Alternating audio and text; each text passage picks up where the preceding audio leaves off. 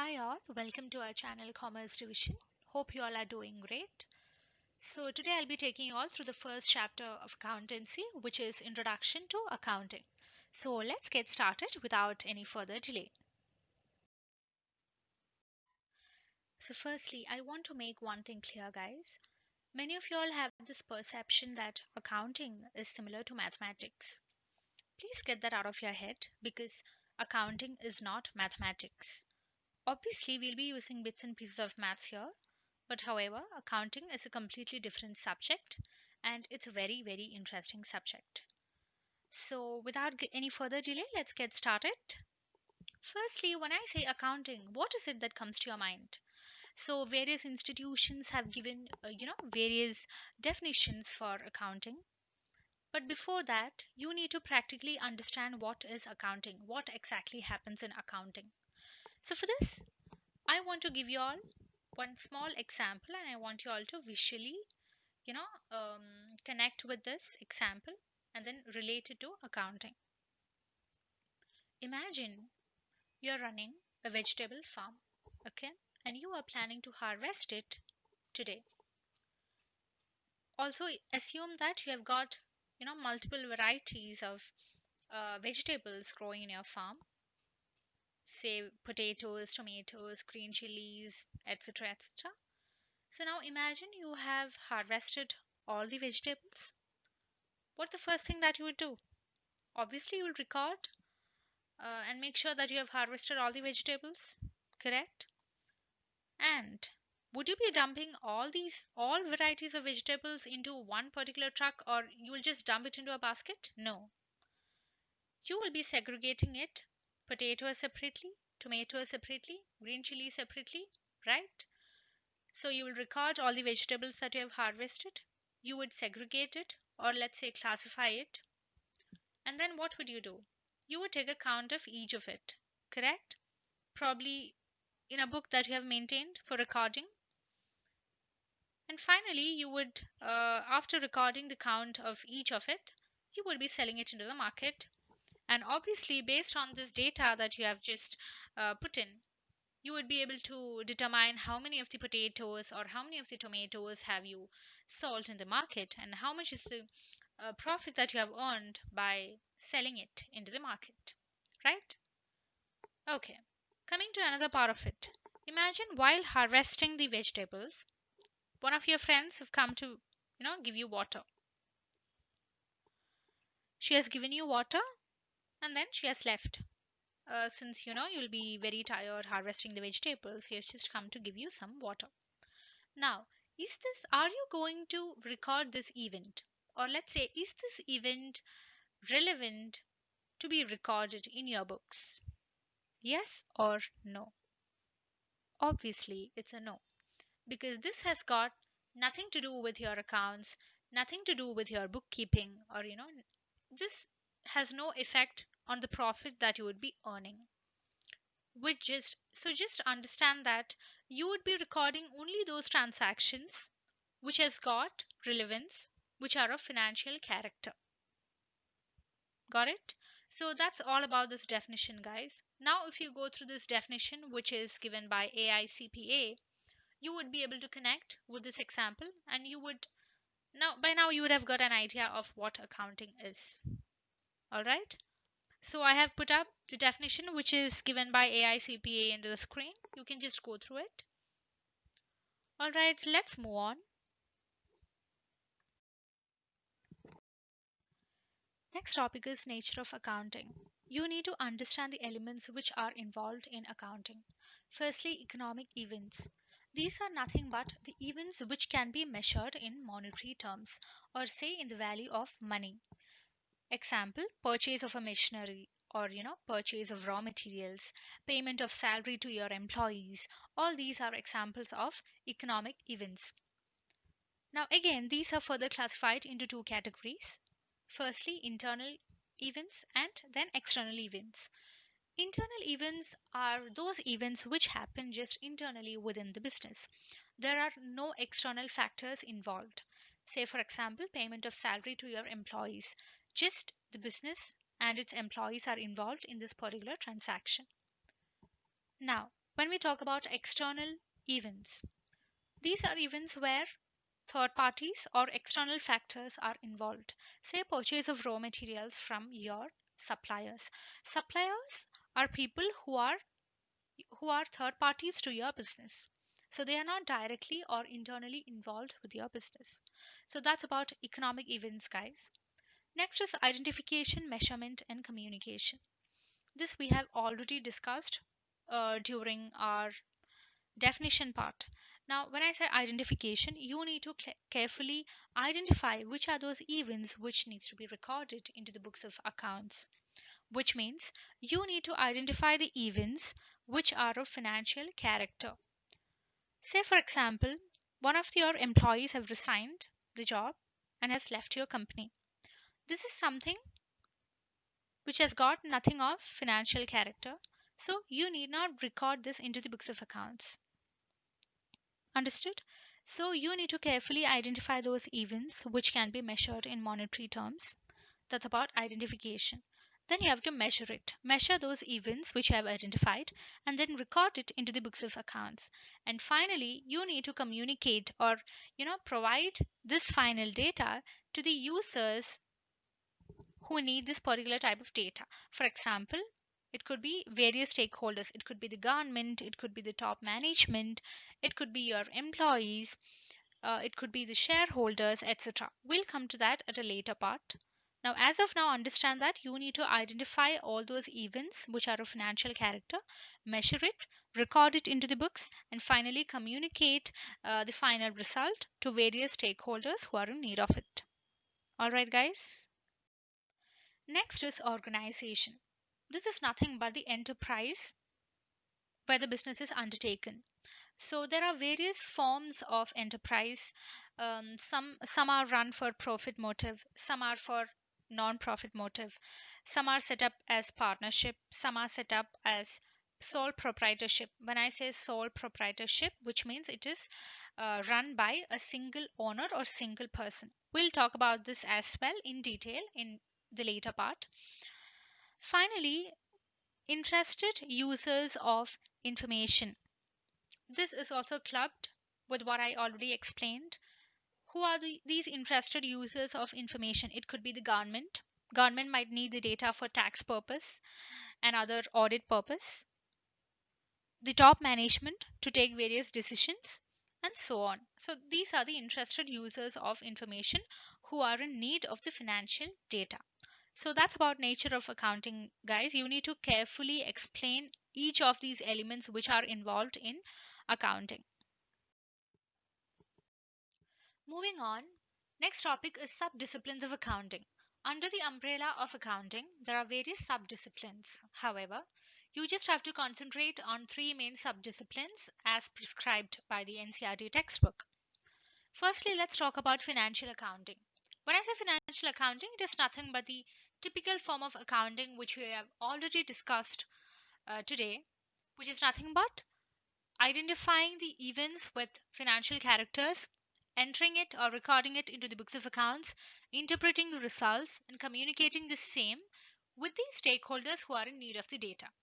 That's about financial accounting. Basically, it projects the financial soundness of your business. All right. Next is about, let's talk about cost accounting. As the name suggests, you have to record the costs that have incurred by the business. The basic objective is to analyze the expenditure and focus on the areas where you have incurred more costs, and using this data at a later stage you can control the costs in the areas where you have incurred more costs and thereby increase the profits in future. That's the major motive or objective of cost accounting. It could be the cost of running the business, that is operating expense, or it could be the cost incurred to purchase the raw materials, etc. You will learn about this in detail as well at a later stage. Finally, let's talk about management accounting. As the name suggests, using the data which you have interpreted either through financial accounting or cost accounting, using this data when you take decisions, when you take managerial decisions, that is called management accounting. Say, for example, using the current data You are preparing a budget for the upcoming years. That becomes management accounting. Say, for example, using the data, this is 2020, right? Using the sales data that you have or that you have recorded for 2020, you are going to forecast the sales which is going to happen in the upcoming year, say 2021. That's called sales forecasting, and that becomes management accounting. Using the accounting data when you take various managerial decisions, that's called management accounting. Hope it's clear. Let's move on. Don't worry, guys, we just have most of the theory part in the initial chapters, post which we'll be having all practical chapters ahead. Okay, so let's move on without getting any further delay. Let's talk about qualitative characteristics of accounting information. What are the characteristics an ideal accounting data set should possess? Let's go through it one by one. First is reliability. I should be able to rely on the data, or I should be able to depend on the data that you have provided, which means it should be free from errors and any kind of bias. So it should be bias free and it should be accurate and error free. That's the meaning of reliability. In total, I should be able to rely upon the data that you have provided. Secondly, relevance. For me to take managerial decisions or for the business to take proper managerial decisions, there should be relevant data. When I say relevant data, time factor plays a major role into it. I should get a timely data which is relevant for me to take proper decisions in the business. That's about relevance. Time factor is very very important when you talk about relevance. Don't miss out this point. Thirdly, understandability. When you provide the accounting data results to various stakeholders, it should be understandable by all of them. When I say understandability, I mean to say in terms of uh, the way you communicate the message. Say I'm communicating a particular message to you. You should be able to interpret the message exactly the way I am interpreting or I'm communicating it to you. So that's the meaning of understandability. When I am providing a set of accounting data to you, the intended result should be communicated in a better way or in the most efficient way to the stakeholders, be it government, be it top management, be it shareholders, all right, be it any form of stakeholder. So that's the meaning of understandability. Coming to the last one, which is comparability. Comparability is a very very important aspect of accounting information, because imagine in Jan I am following, in the month of January, I am following a particular format of accounting in my concern or in my business. And in the next month, the following month, I'm changing the format to a different one. So when I'm providing the data to the stakeholders, it becomes really difficult for them to compare both of it because the format has changed. So that's where comparability comes into the scene. The data that you provide should be comparable, not just in the form of a format. That was just an example. So in all sort of forms, the data that you provide to the stakeholders should be comparable. You should follow a uniform policy of reporting the accounting data or the accounting system that you follow. You shouldn't switch to different forms or different formats very often.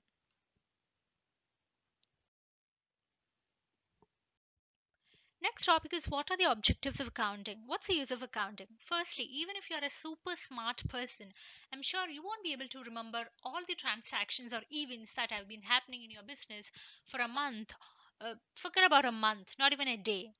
So there comes the need to maintain the records of all the business transactions that have been happening in your business. So that's the first or the major objective of accounting. Even as per the law, you are supposed to maintain records of business transactions or books of accounts. Secondly, calculation of profit and loss. Obviously, to know whether you have incurred profit or loss for a particular accounting period, you are supposed to maintain books of accounts and you are supposed to follow the system of accounting to know whether the business has been running successfully or whether you have to take a particular action to increase the profitability, etc. So This is one of the major objective of accounting, to ascertain profit or loss. For this, you will be preparing a statement of profit and loss on a monthly basis. Mostly, it may differ as per the rules and regulations and various concerns. But usually, you prepare a profit and loss account on a monthly basis in most of the concerns to ascertain whether you have incurred profit or loss for a particular period. Third, depiction of financial position. When I say financial position, where the position at which your firm stands or the business stands at a particular point of time. For this, you prepare something called balance sheet. This will become a familiar term as we go on. Balance sheet is a statement which depicts your financial position, tells you where your firm stands or your business stands in terms of financial soundness or financial position. All right. So just understand this as of now. So you need to follow the system of accounting to know where your firm stands. Last but not the least, providing accounting information to its users. As I have already explained this multiple times, when I say users, it could be the government, it could be the investors, who have invested in your firm or in your business. They would want to know the profitability or your current financial position. Or let's say government might need it for various regulation purpose, etc. So for providing this accounting information to various stakeholders or to various users who are in need of it, we have to definitely follow the system of accounting, and we have to maintain the books of accounts. I hope that's clear. That was very much, that was quite simple. We have come to the last part of this chapter, which is basic terms in accounting. As we go on, there will be, numerous number of terms which we'll be using when it comes to accounting, and you have to be familiar with all of these. Let's start with entity. Most of y'all would be knowing the meaning of entity. From an accounting perspective, it could be any enterprise or any organization or any business, be it a supermarket, or be it school, or be it the financial institution, any organization for which an accounting system is devised, that becomes an entity. Basically, it should have a physical existence on its own. That becomes an entity. Physical existence becomes a very important factor here. All right, that's about entity. And one more catch here is, you have to understand one more thing very very clearly. Entity is different, owner is different. Most of the time, people tend to make this mistake. They club or they consider entity and owner as one and the same, which is no. Owner is separate, business is separate. From a business perspective, owner is also an outsider. All right, owner is a separate person, an entity is separate. We'll be learning about this in detail as we move on. All right. Next term is transactions. I think by now you have become familiar with this term because we have already discussed about all these so far. So transactions are nothing but those events which are or which can be measured in monetary terms and which needs to be recorded in the books of accounts. When I say transactions, guys, don't think it's just payment of money, it's also receiving of cash into the business. So it could be receipt of debt, it could be payment of the credit, etc., payment of salary to the employees, etc. N number of examples. So that's about transactions, guys. Hope it's clear. There's nothing complicated in this.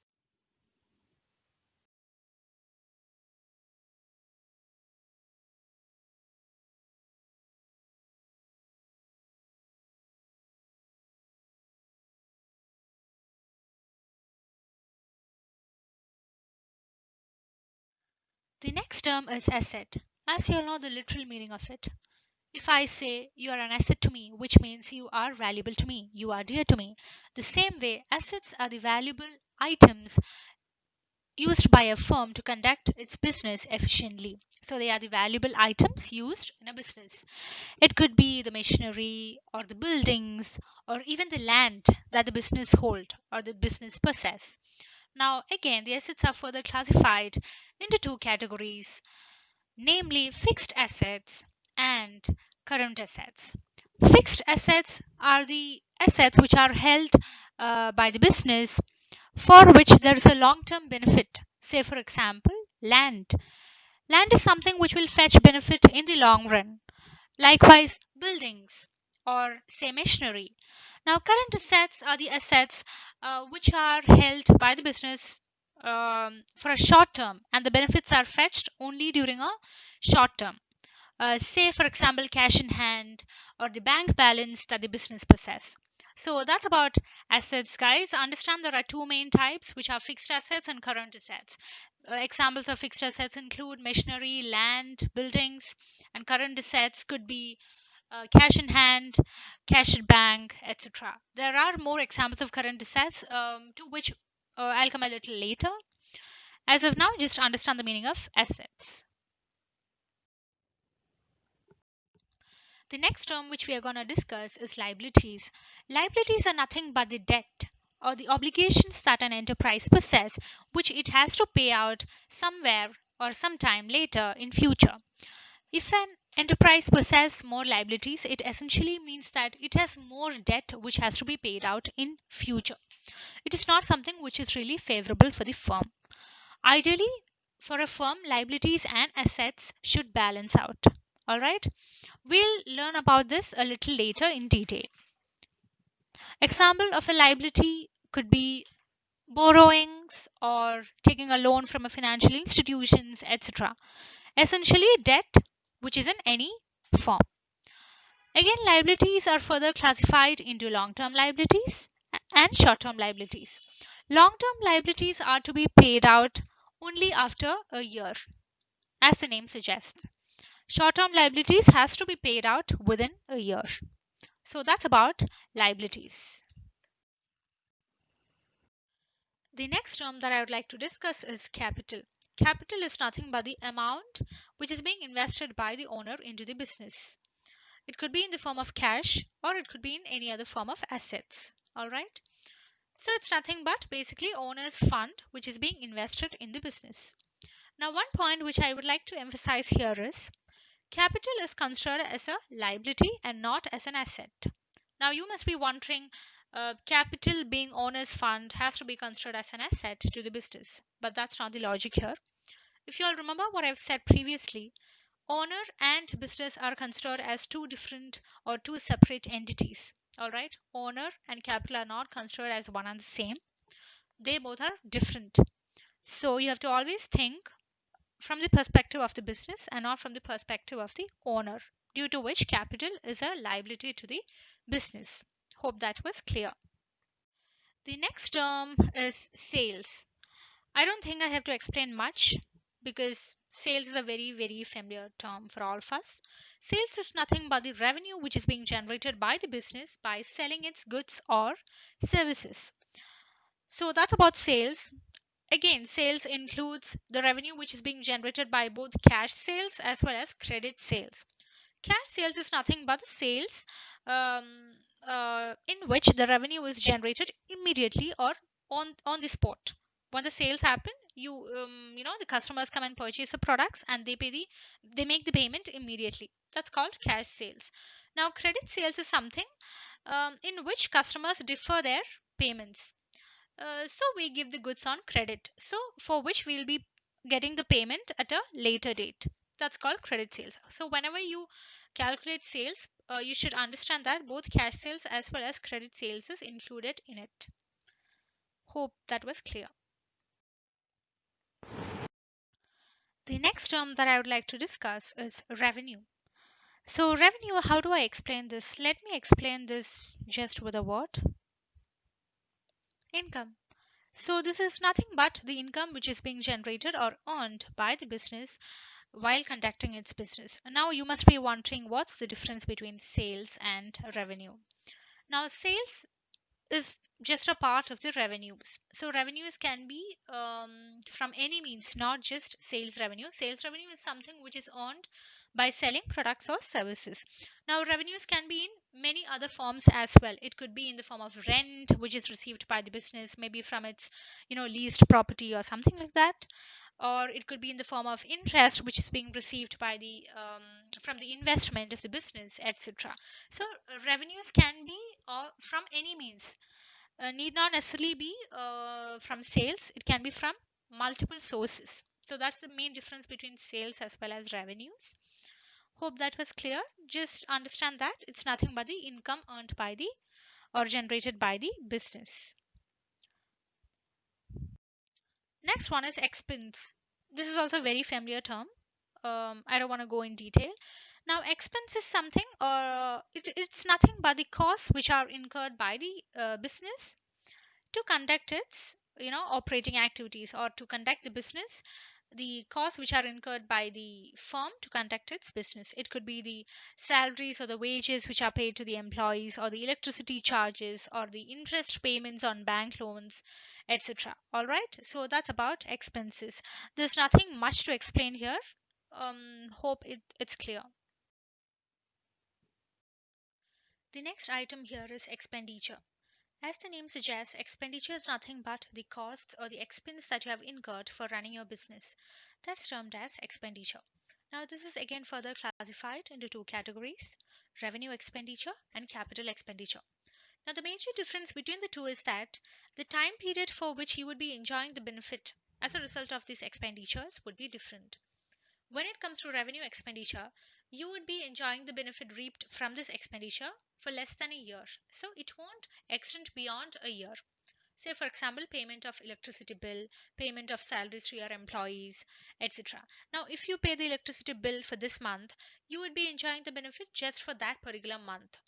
So next month you will have to pay it again, right? So that's called revenue expenditure. On the other hand, capital expenditure is more like an investment: purchase of machinery, purchase of land, purchase of furniture, etc. If you notice, all these events or all these purchases that you have made, the benefits you would be enjoying will be obviously for more than a year. So that's the major difference between revenue expenditure and capital expenditure. You would be studying about this in detail in the upcoming sections. All right. Now, one more point that I would like to explain here is, if you all remember, we have discussed an item called expenses previously. All right. You can classify all those expenses under revenue expenditure itself. All right. Under revenue expenditure. So that's about expenditure, guys. Moving on. The next item is profit. This is quite familiar for all of us. What is profit? Profit is nothing but the excess revenue which you have generated from your business against the expense that you have incurred. All right. Say, for example, this month you have you have earned a revenue of around, let's say, 1 lakh rupees, and you have incurred expense of about 60,000. So the remaining 40,000, that is 1 lakh minus 60,000, which is 40,000, will be your profit for this month. All right. So I hope that's clear. The next item is gain. I've seen people using profit and gain interchangeably many times, like very often, but you should understand that these two are completely different terms. Profit is primarily generated, or profit is earned primarily from your main business activities. Let's say if your business is like selling shoes, so the profit that you have incurred by selling those shoes, that's called your profit.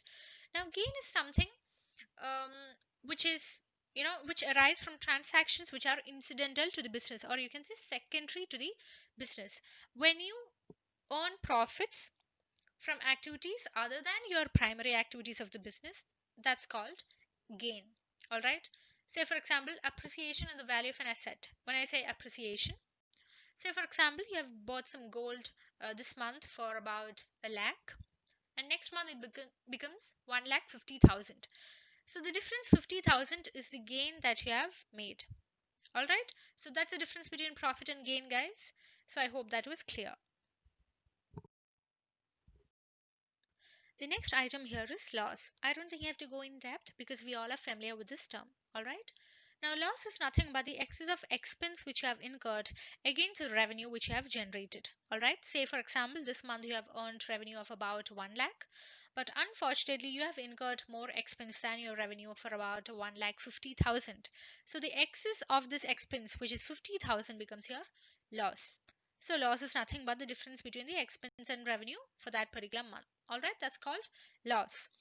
The next item here is discount. Again, we all know the meaning of discount. It's nothing but the deduction in the price of the goods sold. From a business perspective, there are two ways to offer discount to a buyer: cash discount and trade discount. For example, if I'm selling goods to you and I'm telling you, if you make the payment within the first 10 days of this month, I'll give you a discount of 20% or 30%.